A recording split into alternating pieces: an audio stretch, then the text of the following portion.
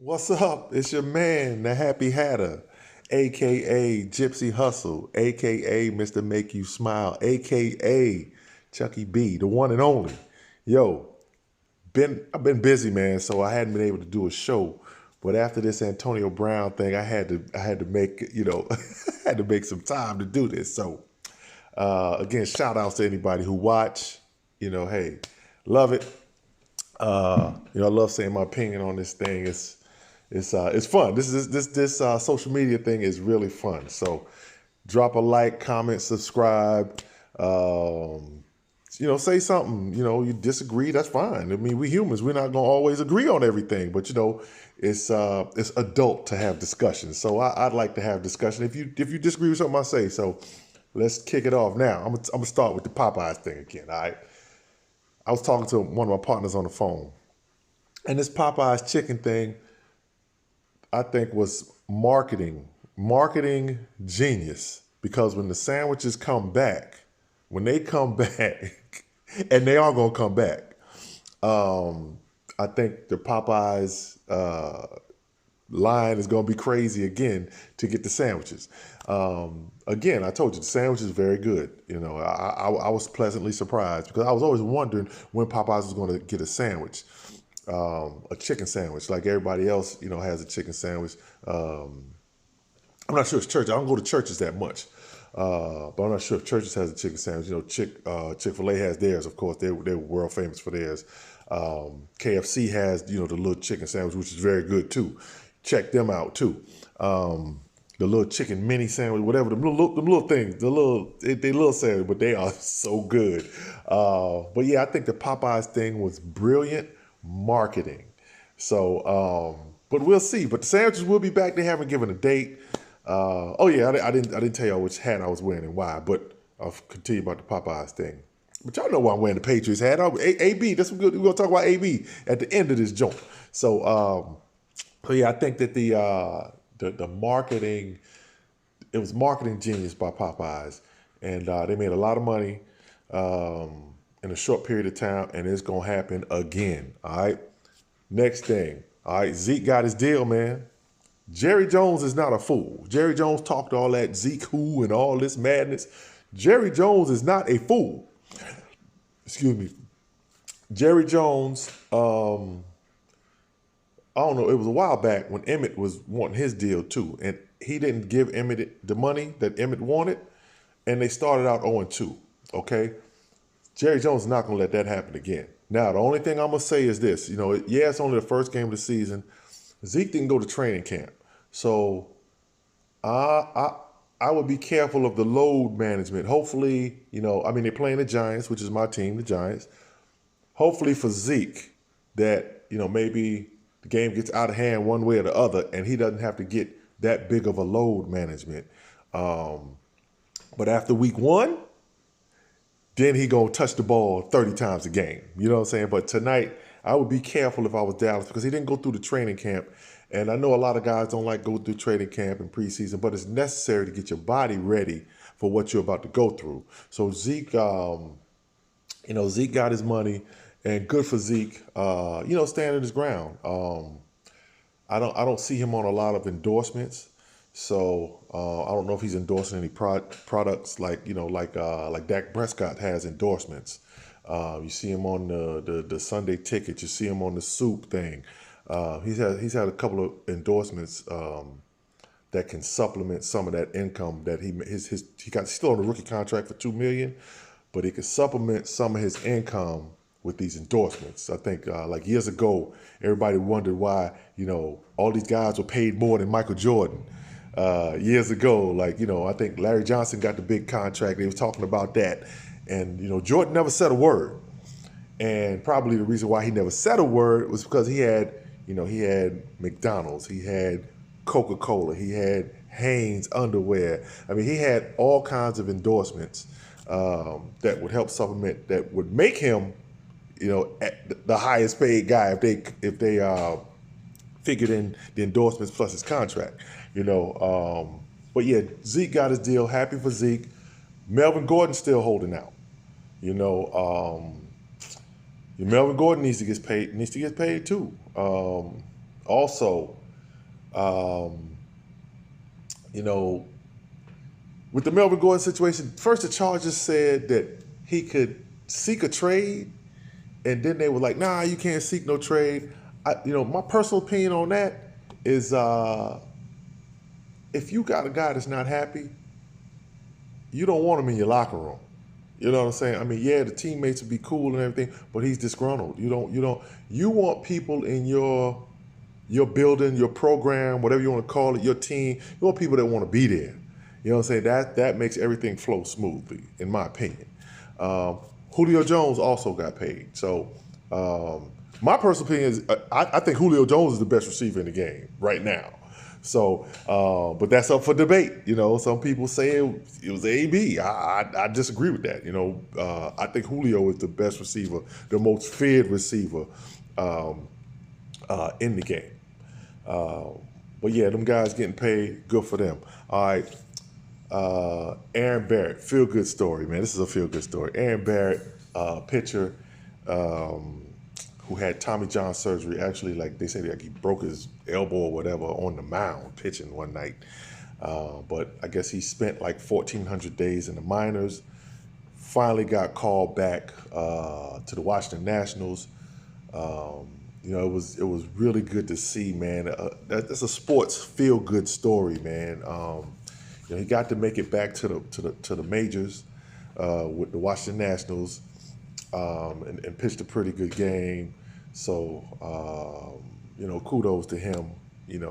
Getting back, because when you play professional sports, man, it's tough. You have injuries, and like you're always a play away from it being over. Whenever you play any type of sport, period, you're always a play away from it all being over.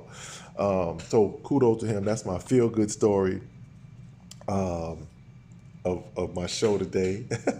So now I'm gonna go to the Dan Levitard part. Okay, so now Donald Trump with the marker thing. All right, with the hurricane, shout out to the people in the Bahamas. Hopefully they get everything they need to get the country back on its feet.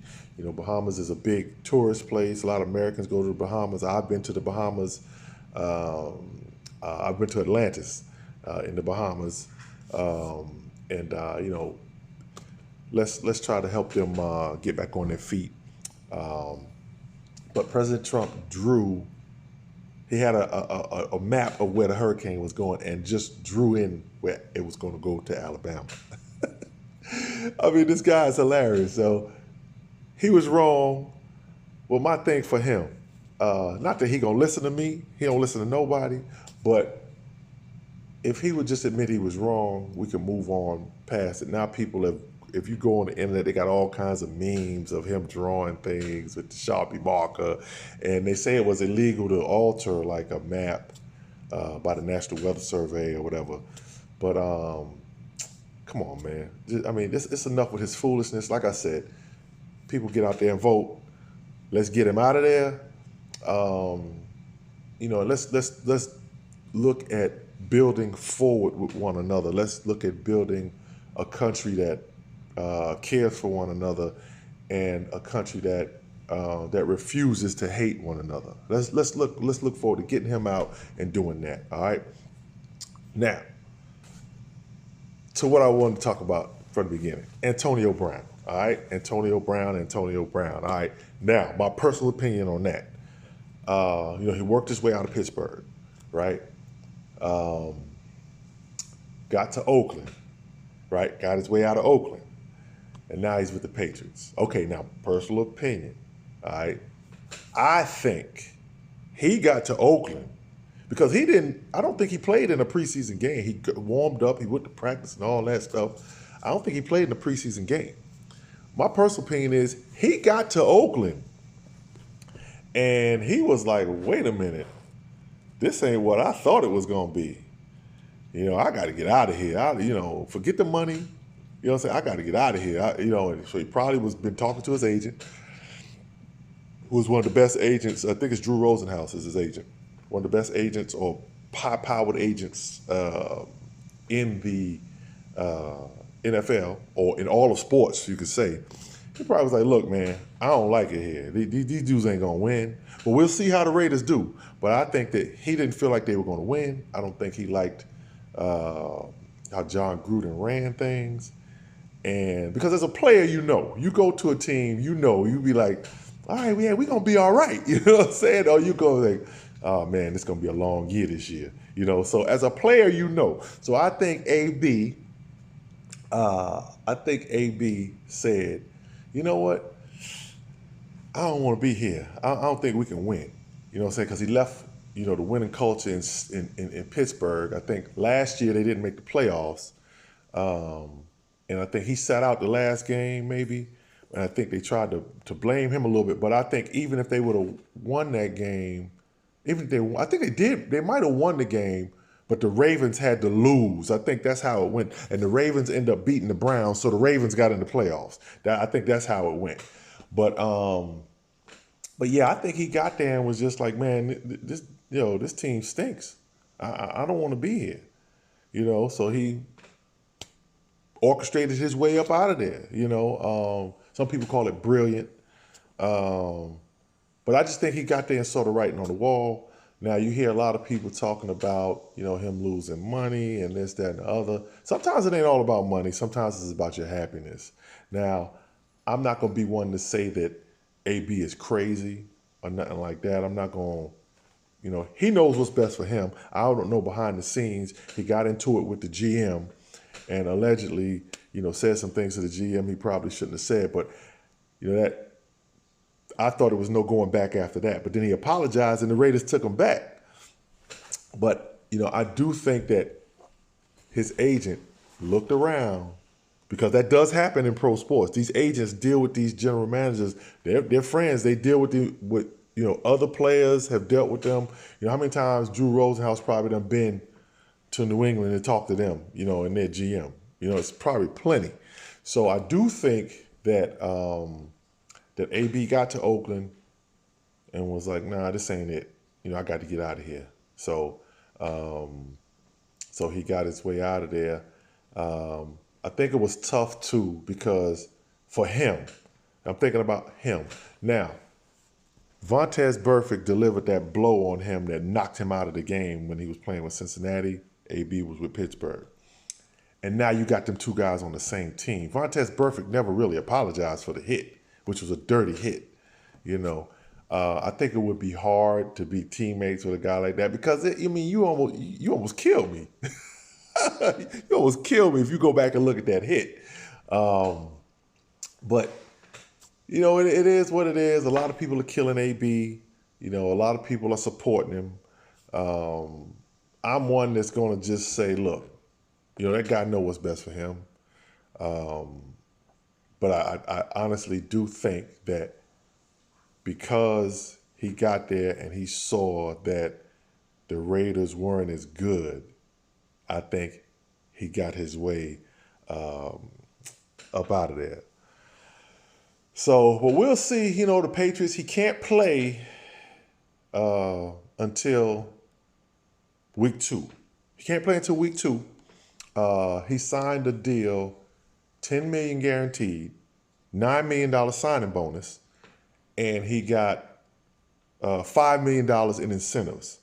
So he could earn up to $15 million, depending on what the incentives are. Have not read the contract, but depending on what the incentives are, he can make up to $15 million, which he forfeited the $29 million to the Raiders by getting released. So he'll get half that back. But people are talking about he lost his money. He didn't really lose the money he never had. So he never had the $29 million. He was going to get it had he stayed with the Raiders. But it'll all work itself out in the wash. I think that him going to the Patriots would be good, because there's no bigger person in the building than Bill Belichick. You know what I'm saying? So they have the hierarchy there. You know what I'm saying? It's Bill Belichick, Tom Brady. So Bill Belichick scolds Tom Brady when he needs to. They go at it when they have to. You know what I'm saying? And that's a part of winners. Winners, we got the same goal at hand. We may argue and fight sometimes, but we're gonna get out here and we're gonna handle our business together. We know what we want to do together. But again, thanks again for tuning in. Drop a like, comment, whatever. You know what I'm saying? So let's talk about this thing. I'm signing off. You know, Chucky B, your man, you know, AKA the Happy Hatter, with my Patriots hat on today, representing the Patriots, AKA Mr. Make You Smile, AKA Gypsy Hustle, the man, you know what I'm saying? So that's a shout out to my man Nipsey Hussle, you know what I'm saying? So if you hadn't had a chance, check that album out, The Marathon. Really banging, really dope album. And then you can go back and check out his mixtapes after that, Nipsey Hussle. You know, go check out his mixtapes as well. But all right, I'm out. Peace. Have a great day, all right? And football is here, all right? Deuces.